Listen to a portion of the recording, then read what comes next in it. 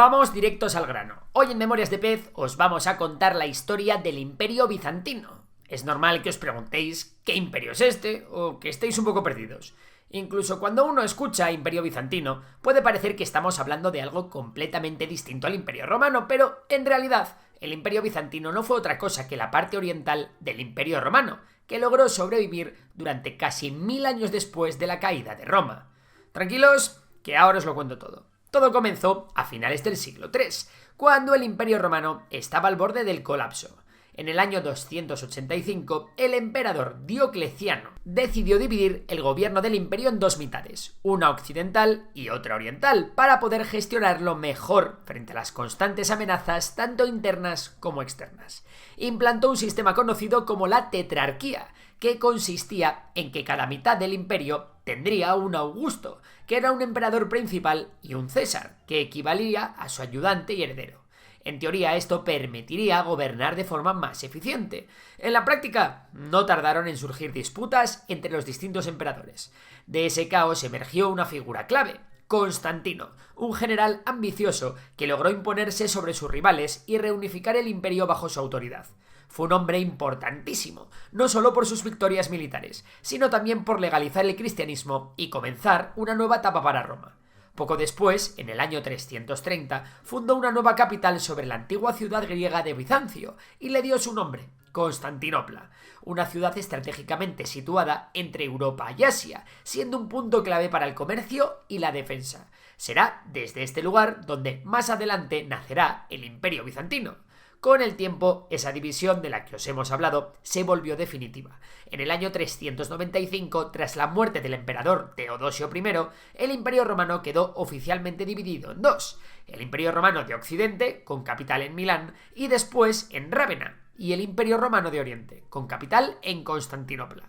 A partir de ahí, ambas mitades siguieron caminos muy distintos. El Imperio Romano de Occidente no duraría mucho más, colapsó en el año 476, cuando el último emperador fue depuesto por los pueblos germánicos, pero el Imperio Romano de Oriente sí que sobrevivió. Es a este imperio al que hoy conocemos como Imperio Bizantino.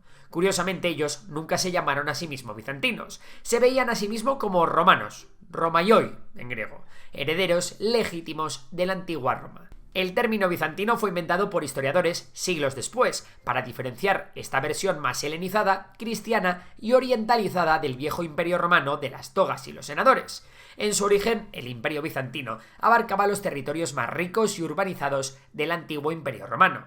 Esto incluía los Balcanes, Grecia, Asia Menor, la actual Turquía, el Levante mediterráneo, Siria y Palestina, Egipto y algunas partes del norte de África. Su corazón siempre fue Constantinopla, una ciudad inmensa, fortificada y cosmopolita, que se convertiría en una de las grandes capitales del mundo medieval. Pero volvamos a la historia. Durante los siglos VI y VII, el Imperio Bizantino alcanzó su época dorada, su máximo esplendor, especialmente bajo el reinado de uno de sus emperadores más importantes, Justiniano I, que gobernó entre el año 527 y el 565. Justiniano tenía un sueño muy claro: reconstruir la gloria del viejo imperio romano, recuperar los territorios perdidos en Occidente y unificarlos bajo una sola fe, una sola ley y un solo emperador. Bajo su mando, los ejércitos bizantinos lograron reconquistar parte del norte de África, Italia y el sur de Hispania.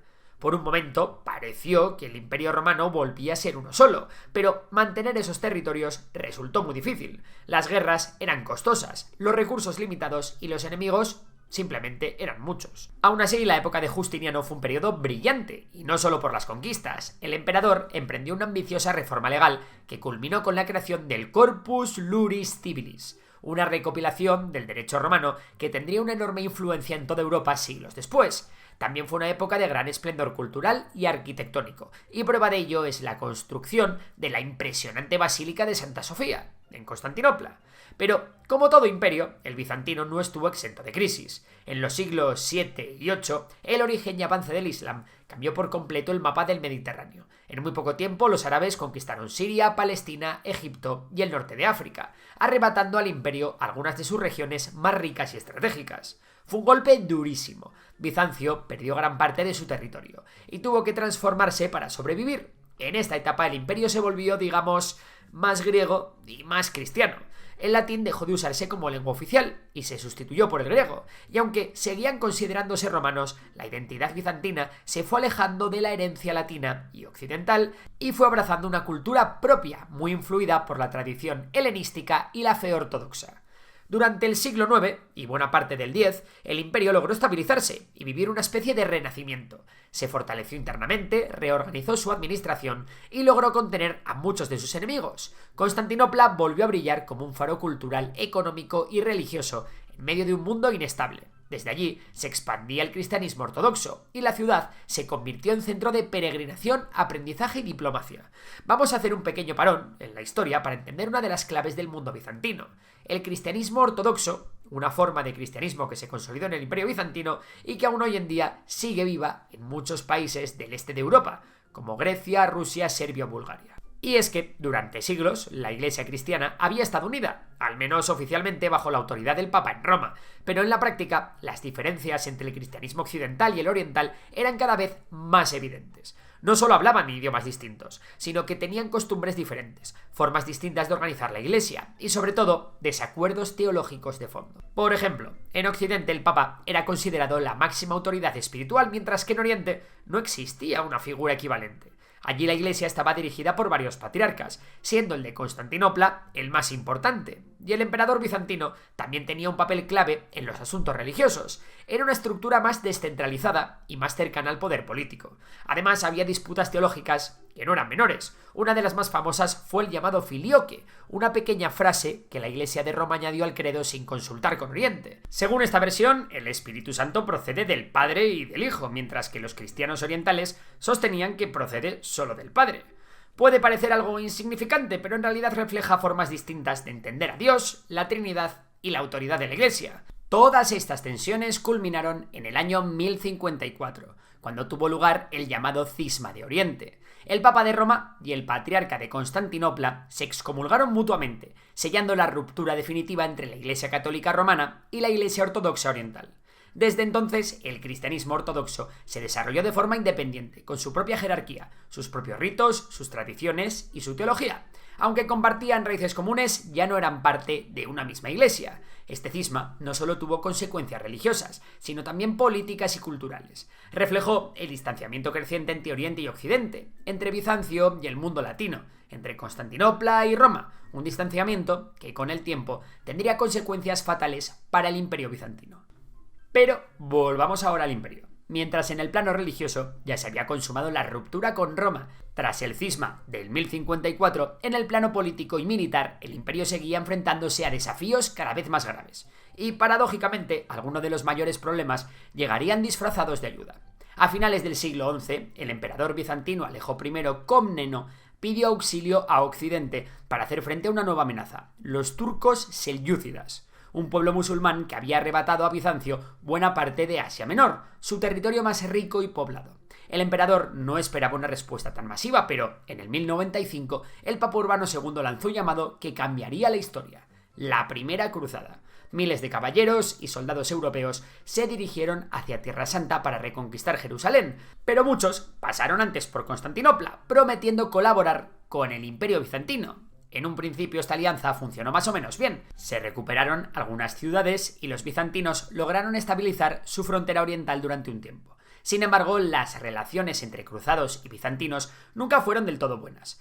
Ambos desconfiaban el uno del otro, hablaban idiomas diferentes, tenían costumbres distintas y sus objetivos no siempre coincidían. La tensión fue en aumento y todo estalló con la Cuarta Cruzada.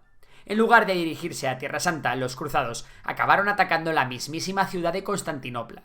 La conquistaron, la saquearon durante días y la dejaron sumida en el caos. Fue un golpe devastador. El Imperio bizantino dejó de existir durante más de medio siglo, sustituido por un improvisado Imperio latino creado por los cruzados tras el saqueo de Constantinopla en el 1204. Sin embargo, los bizantinos no se esfumaron, sino que se reagruparon en 3 estados sucesores: Nicea, Epiro y Trebisonda, desde donde mantuvieron viva la cultura imperial hasta lograr recuperar Constantinopla en el 1261. Pero el Imperio bizantino ya no era ni la sombra de lo que había sido. Su territorio se reducía a la capital y unos pocos enclaves dispersos en los Balcanes y en Asia Menor. La ciudad seguía siendo majestuosa, pero estaba gravemente deteriorada. Sus murallas aún imponían respeto, pero las arcas estaban vacías, y el esplendor cultural y político de antaño ya no bastaba para sostener un imperio. Además, un nuevo poder crecía imparable en el este, el Imperio Otomano. A lo largo de los siglos XIV y XV, los otomanos fueron arrinconando a los bizantinos, conquistando ciudad tras ciudad. Para entonces, los emperadores bizantinos apenas gobernaban más allá de las murallas de Constantinopla y sobrevivían gracias a complejos juegos diplomáticos, alianzas inestables y la esperanza de recibir ayuda de Occidente, ayuda que nunca llegaba del todo. Y entonces llegamos al año 1453. El sultán otomano Mehmed II, joven y ambicioso, reunió un enorme ejército y rodeó Constantinopla. La ciudad, en ese momento, contaba con apenas unos 7.000 defensores entre bizantinos y voluntarios europeos. Frente a ellos, los otomanos sumaban entre 60.000 y 100.000 soldados, además de algo que marcaría la diferencia: cañones de gran calibre capaces de perforar las legendarias murallas de la ciudad. El sitio duró casi 2 meses. A pesar de la heroica defensa liderada por el último emperador, Constantino XI, paleólogo, el 29 de mayo de 1453 los otomanos lograron entrar en la ciudad. Constantinopla cayó tras 1000 años de historia. El emperador murió luchando, y con él desapareció definitivamente el Imperio Bizantino. Mehmed II, al conquistar la ciudad, la transformó en la nueva capital de su imperio, Estambul. A partir de entonces comenzó una nueva era, pero el legado bizantino no desapareció del todo. La herencia de Bizancio se extendió por los siglos en el arte, el derecho, la religión y la cultura. Su influencia sobrevivió en el mundo ortodoxo, especialmente en Rusia, que comenzó a verse a sí misma como la heredera espiritual del imperio, la llamada Tercera Roma. Y por supuesto, en Europa occidental, el pensamiento bizantino también dejó una profunda huella a través de su arte, su filosofía y sus manuscritos. Y hasta aquí el vídeo de hoy. ¿Qué os ha parecido la historia del Imperio Bizantino? ¿Creéis que si Europa hubiera ayudado más a Constantinopla en el 1453, el Imperio Bizantino podría haber sobrevivido? Nos vemos en los comentarios. Y si te ha gustado el vídeo, ya sabes que también tengo disponible un curso de geopolítica que he creado con Fonseca del canal Solo Fonseca. Os dejo el link en la descripción. Por lo demás, un saludo y hasta la próxima.